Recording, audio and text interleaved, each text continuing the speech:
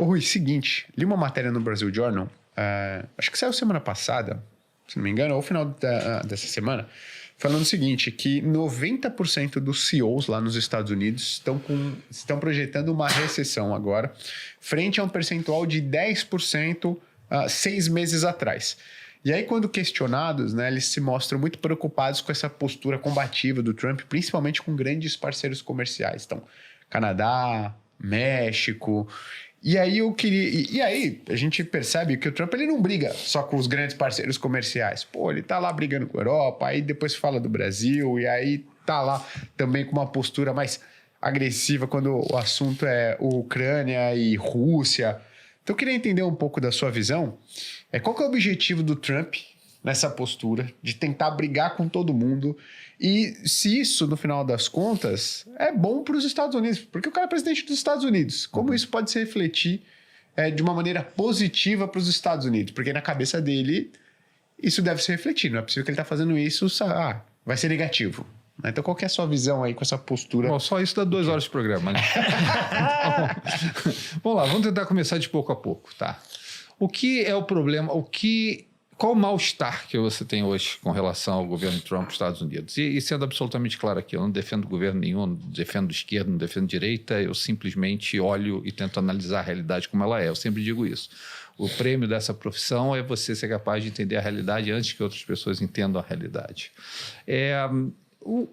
Os Estados Unidos, vamos pensar do seguinte, por que os Estados Unidos são os Estados Unidos? Os Estados Unidos são os Estados Unidos por causa das instituições que foram criadas nos Estados Unidos, herdaram as britânicas ali no começo, depois com a guerra da independência deles, eles criaram suas próprias instituições, né? Foi a primeira república ali, eu acho que depois de Veneza, depois de Roma, criaram a separação de poderes, criaram o equilíbrio, né, entre Senado, Câmara e a Suprema Corte, criaram um arcabouço institucional ali do Tesouro, ali desde Hamilton, né, a Constituição ali, passando por Madison, os Federalist Papers, aquela coisa toda, que criou esse arcabouço americano que a gente acredita até hoje, que se desenvolveu ao longo de 2, 3 séculos, né? A gente acredita nele. Então, além da geografia maravilhosa que os Estados Unidos têm, ele tem esse arcabouço institucional. E o que está deixando as pessoas incomodadas no momento?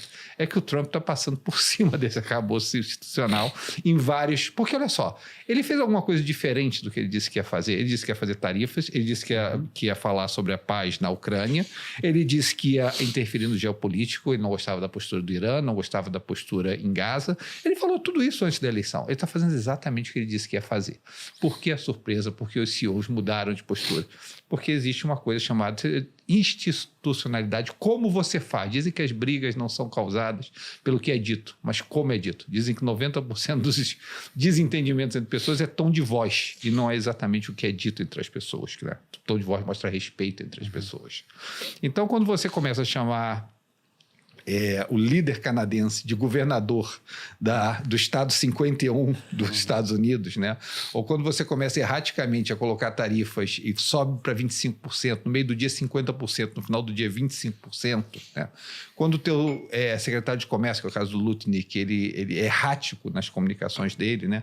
Quando você ouve mais o Trump sobre tarifas do que você ouve o Scott Bessent, que é o secretário de Tesouro, se esperava uma participação maior dele, isso tudo deixa as pessoas dizendo, você está respeitando as instituições que foram criadas?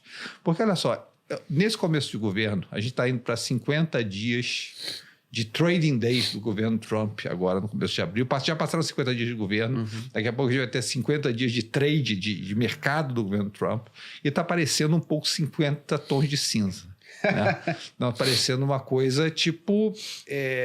as pessoas não estão gostando muito, né? Tá sentindo mal, né? O estômago revira um pouco. Ele está gerenciando o país, nesses primeiros dias de governo, basicamente por um instrumento chamado Executive Order, que é o que você vê toda hora. Ele está no Oval Office, ele assina ali, ele mostra para você que ele assinou. Você ouviu falar no Congresso recentemente? Você não sabe nem quem é o líder da House no momento. As pessoas não sabem quem é. Tá? As pessoas esqueceram que é o líder da maioria do Senado, porque você não tem tido participação do Congresso norte-americano nesse começo. Isso deixa as pessoas... É a mesma coisa que o presidente Lula aqui no Brasil estivesse rodando o país inteiro por medida provisória. Isso deixa as pessoas desconfortáveis. Tá? Você tem um equilíbrio de poder, foi criado pelos Founding Fathers americanos, e que quando ele faz, e faz de maneira errática, né, começa a afetar não só a percepção da economia, como começa a afetar também a popularidade dele, né? As pessoas não gostaram do jeito que ele tratou o Canadá. Eu acho que essa é a questão da anexação do Canadá. Eu acho que 70% das pessoas desaprovam a maneira que ele fez isso. Pesquisa recente que saiu nos Estados Unidos, vou até colocar na carta mensal da gente. A maioria não aprova a ideia de tomar a Groenlândia, tá? E, ao mesmo tempo, mesmo na questão das tarifas, menos pessoas do que votaram nele, no momento, são a favor da maneira que ele trata as tarifas. Tá? Então, essa erraticidade, né, essa falta de institucionalidade, a truculência que você tem no momento, eu acho que, tipo assim, você pode... O que as pessoas esperavam do governo Trump? Até eu mesmo esperava do governo Trump. Eu esperava uma postura pró-economia. Uma postura que a desregulamentação fosse a prioridade do governo. Uma postura em que corte de impostos fosse a prioridade do governo. Mas olha a situação que a gente está. Se você quer que essas tarifas se transformem em contrapartida, em corte de impostos, tem que passar pelo Scott Bassett, tem que passar pelo secretário do Tesouro, para isso ser formalizado, para isso ser mensurável, para isso ser estável, para isso ser predizível, porque você vai ter que levar isso depois para o Congresso, para que seja votado como corte de impostos e você novamente equilibre essas forças. Que é isso que o mercado quer ver, corte de imposto, o mercado quer ver economia pujante, o mercado quer ver desregulamentação, é isso que o mercado quer ver. Outro dia eu estava vendo que para fazer um banheiro na Califórnia, público, custava $milhões. E aí uma empresa disse, eu faço.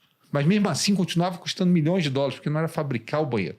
Era todo o processo de burocracia que você tinha que ter, secretaria de planejamento, você tinha que ter aval de engenheiro. Então a burocratização da economia é o que faz com que a economia muitas vezes seja cara. A gente sabe isso muito bem no Brasil.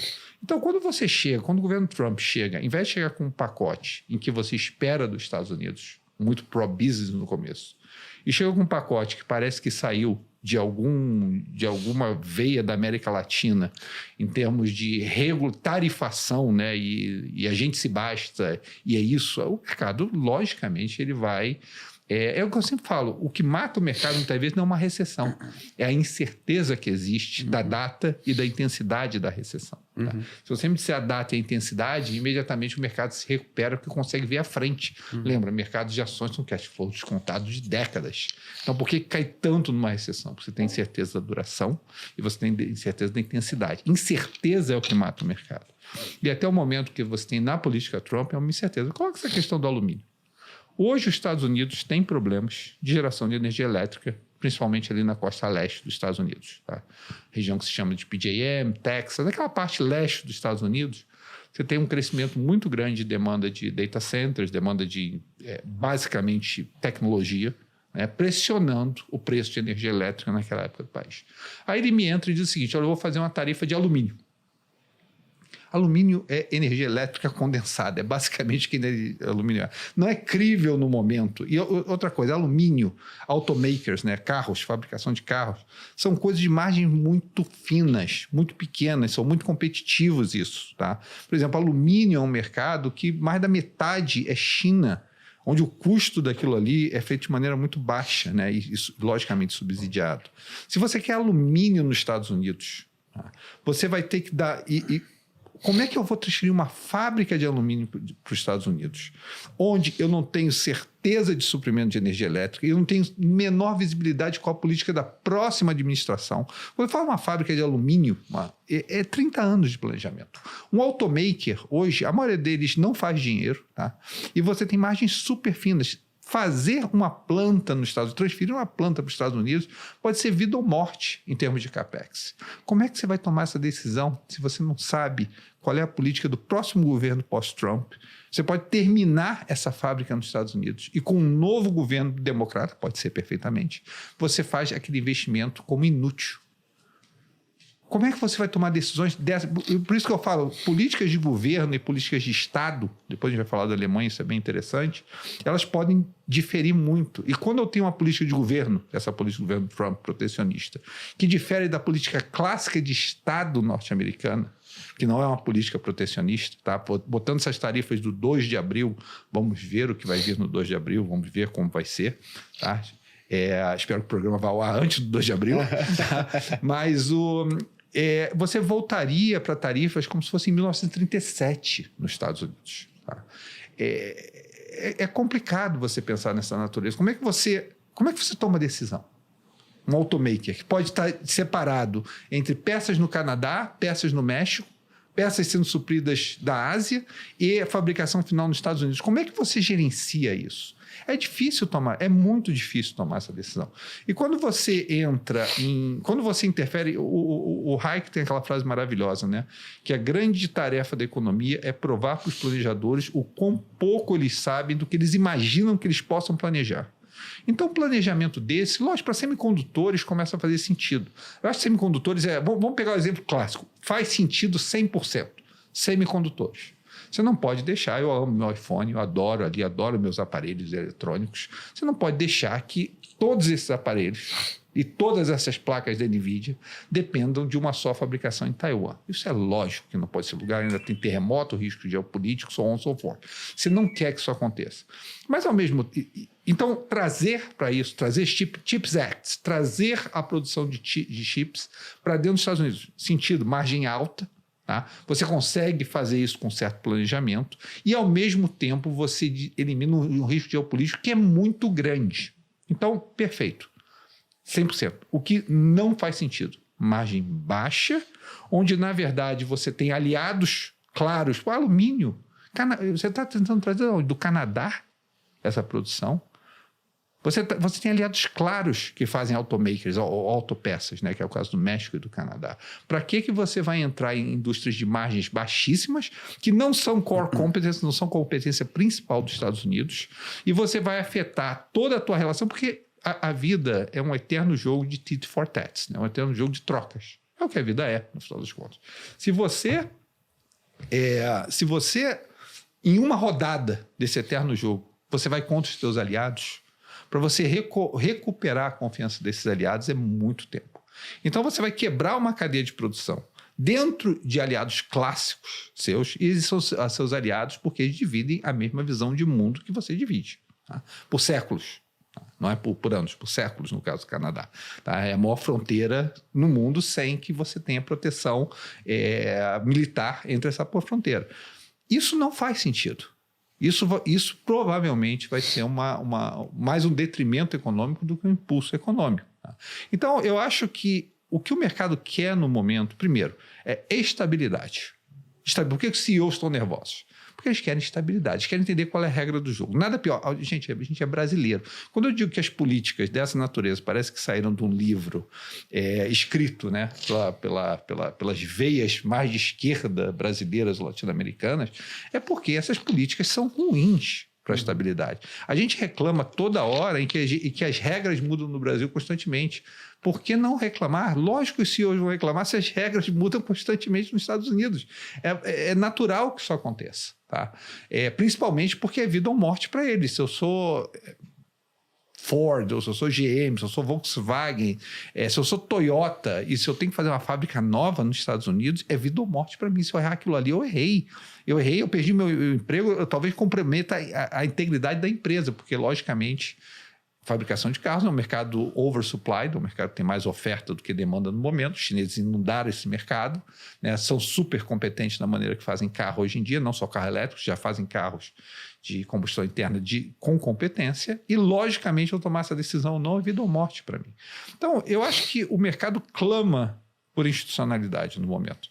Interessantemente, mais recentemente, eu escuto mais a voz do Scott Bessent, que é o secretário do Tesouro, do que eu escuto a voz do Trump, pelo menos nos últimos dias. Pode mudar daqui a alguns dias, mas eu passei a reconhecer o timbre de voz do Scott Bessent, porque a coisa está tão concentrada, estava tão concentrada no Trump, que eu não lembrava nem o timbre de voz das outras pessoas. Eu comecei a reconhecer o timbre de voz do secretariado dele, que é o ministério dele, né?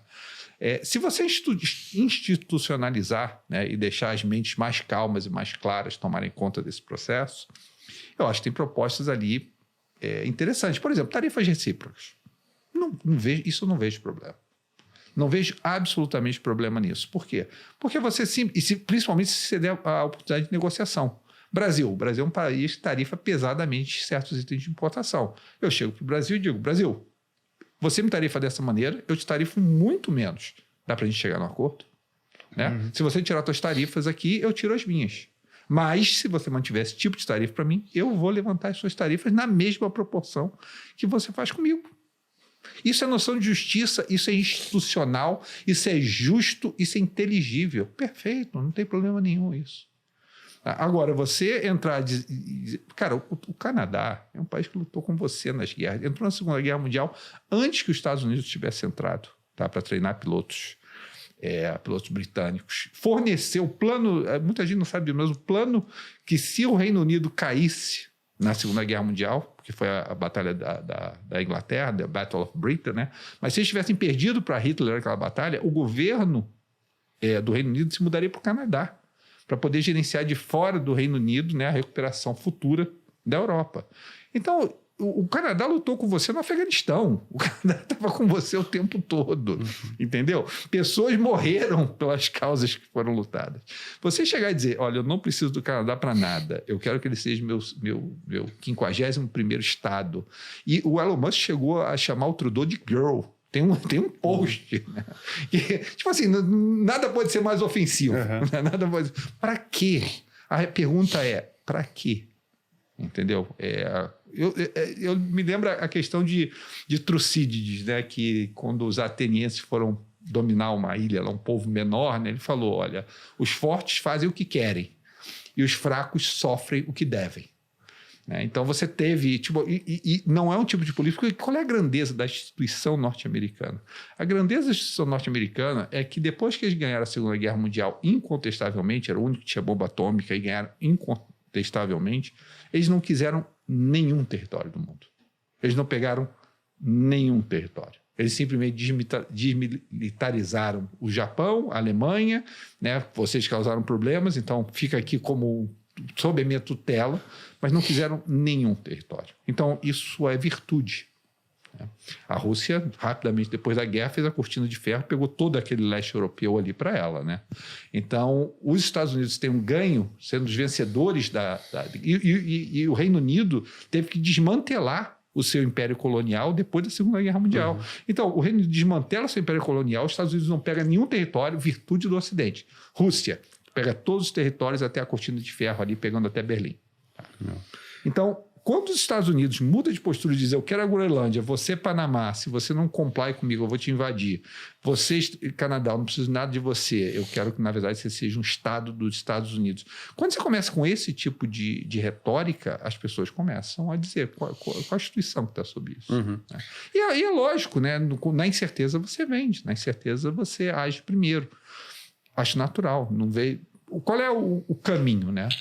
O caminho, por isso que eu até estava falando de 50 tons de cinza, né? Que parece uma coisa assim que de vez em quando ele bate, de vez em quando ele quer afagar, né? O caminho é que você entre numa relação com o mercado, seja uma relação proveitosa para ambas as partes, né? Que a agenda positiva entre, né? E a agenda... Porque, olha só, ele não é burro. Logicamente não. A coisa que Donald Trump não é burro, né? Você não se torna um bilionário e 2 vezes presidente dos Estados Unidos não sendo extremamente inteligente. E ele entende, ele pode não entender, ele pode não dizer eu não quero, eu não me importo com o S&P, ele pode dizer várias coisas, mas tem uma coisa que ele se importa, é popularidade. Popularidade ele se importa.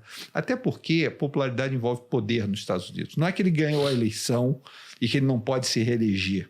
Tá? As pessoas dizem, não se importa, não vai se importar. Mas não, o Congresso em 2 anos você tem o midterm, daqui a 1 ano e pouco você tem o midterm dos Estados Unidos. E se ele perder a casa, se ele perder a House, né, a Câmara, ele perde poder, mas perde muito poder. Ele só está fazendo a coisa da maneira que ele está fazendo hoje, porque ele sabe que ele tem maioria no Suprema Corte, ele sabe que ele tem maioria no Congresso, ele sabe que ele tem maioria no Senado. Então, ele pode gerenciar o país por executive orders, porque não vai ter gritaria do outro lado. No momento que ele perder a casa, o poder cai muito. E popularidade caindo, tá, faz com que ele perda a casa. E vamos voltar àquela frase máxima conhecida ali do tempo do Bill Clinton, it's the economy stupid, né? É a economia. Ele não pode deixar a percepção da economia cair. Tá? E no momento, está caindo. No momento, as pessoas não gostam do que estão vendo. Fato, dado. Legal. Agora, você acha que essa postura dele, né, antes da gente ir para a China, que também é um caso que assim, meio que o mercado chinês subiu sem muita gente ver, mas a gente já entra nesse aspecto. Você acha que essa queda na aprovação, né? Que a gente fala pouco aqui porque a gente tem nossas próprias dores, nossas próprias pesquisas de aprovação. Então a gente não está falando muito, mas a desaprovação do Trump subiu pela primeira vez, né? Chegou num patamar maior do que a aprovação. Você acha que isso e esse impacto nos mercados vai fazer com que ele, e essa proximidade das midterms possam... Deixa eu tirar o pé do acelerador aqui, tratar mais com calma... como é que é a sua visão quanto a isso? Deixa eu só complementar esse ponto da desaprovação, porque uma coisa que me chama a atenção também poxa, a gente está falando de um governo que acabou de começar. Então, essa desaprovação, ela já aumentar em um espaço tão curto de tempo. Essa lua de mel não foi curtinha demais já com o eleitorado? Eu não queria botar muito peso no dado, nenhum dado de desaprovação, o dado de curtíssimo prazo de desaprovação, tá? Não, eu acho que a ênfase não deveria ser dessa natureza. A ênfase se você coloca em risco a economia, ou se você começa a quebrar a institucionalidade de forma que a maioria dos CEOs não se sintam confortáveis com o processo econômico, como é que ele está acontecendo, isso vaza para a sociedade. E, de modo geral, o que você vai ter é uma continuidade desse processo. E aí ele se tornaria realmente um problema para o presidente. A questão no momento é se ele aceita a possibilidade desse caminho e muda para uma postura mais institucionalizada. Ele tem secretários de excelente qualidade. Por que não usar esses secretários de excelente qualidade? Eu acho que sim. Eu acho que é o que vai acontecer gradualmente. Já está acontecendo. Você pega essas tarifas de 2 de abril. Deus sabe o que vai sair nessas tarifas, porque não é tempo hábil para você fazer uma coisa de alta qualidade, vamos ser sinceros. Porque o que eu estou questionando aqui não é política de direita, de esquerda, de centro. O que eu estou questionando aqui é competência. Se fosse um cargo privado e eu chegasse ali, vamos supor que fosse eu chegasse ali e começasse, tarifa Canadá, não, destarifa o Canadá, não vou mais tarifar, agora é só mês que vem, daí volta tarifa de novo, não vou mais tarifar assim, agora é só o que está fora do USMCA e agora steel e alumínio é 25. Daí o cara de Ontário vai e diz, olha, eu vou taxar também energia elétrica aqui, daí tu diz assim, não, agora é 50. Daí o cara de Ontário, vamos sentar para conversar. Não, é 25 de volta. Cara, eu sou mandado embora eu rapidamente vou ser mandado embora. Alguém vai dizer assim, esse cara não tem a menor ideia do que ele está fazendo. Tá? E não acho, tipo assim... as pessoas vão dizer assim, eu acho que tem um grande plano por trás disso. Não acho. Eu acho que tem a cabeça de uma pessoa. E a cabeça de uma pessoa erra muito. Tá? O problema que você tem, principalmente no mercado tão institucionalizado, de tanto checks and balances nos Estados Unidos, você tem isso para que a cabeça de uma pessoa não erre muito. Tá? Para que você possa balancear visões. Eu acho que... E é a coisa mais difícil, eu sempre falo isso, a coisa mais difícil que tem investimento é você tentar entender a cabeça de uma pessoa só. Por isso que o investidor gosta tanto de institucionalização. Porque dentro da institucionalidade você consegue ter mais previsibilidade, menos incerteza, e você consegue, na verdade, tomar decisões dentro de um arcabouço, né, mais crível. Quando entra na cabeça de uma pessoa só, gente, é muito difícil. Era igual a invasão da Ucrânia, né? Quando o Putin começou ali. Ele vai invadir ou não vai? Não sei, é a cabeça de uma pessoa só. Como é que eu vou saber a cabeça de uma pessoa só? É muito difícil.